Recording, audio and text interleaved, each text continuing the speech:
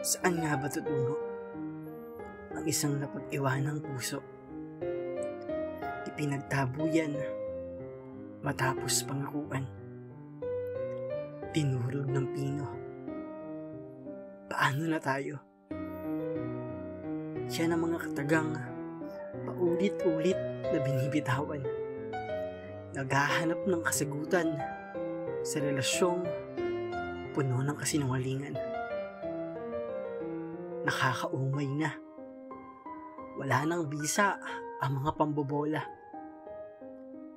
Sasapit na naman ang Pebrero, pero wala ka pa rin ipinagbago. Ikaw pa rin yung babaeng iniwan ako. Nang dahil sa hindi ko maibigay yung mga luho mo. Sa kabila ng maraming sakripisyo at pagturing sa'yo ng mundo,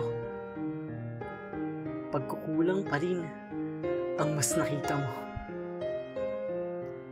Kaya mas piniling iwanan ang relasyon na akala ko ay pangmatagalan.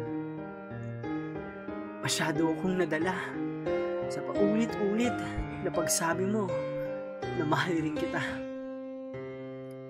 Abot langit na ang saya. Akala ko tayo na talaga. Ikaw yung nagkulay sa madilim kong mundo. Pinunan ang bakanteng espasyo. Sinakop ko ito ng buo. Binigay ko sa'yo ang buong sarili ko. At ito ang naging dahilan para maging dihado. Dahil hindi ka pala nagpakatotoo.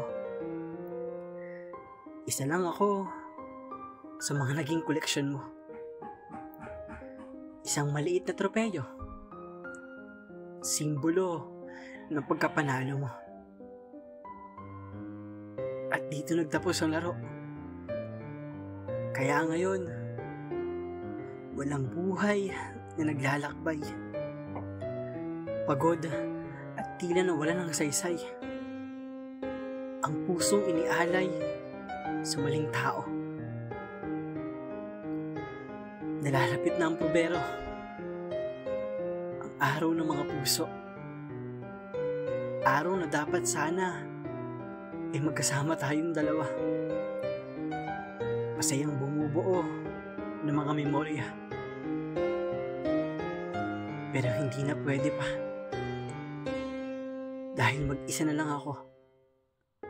Mag-isang haharapin ang araw ng mga puso. Habang palaisipan pa rin kung ang wasak na puso ay saan nga ba patungo.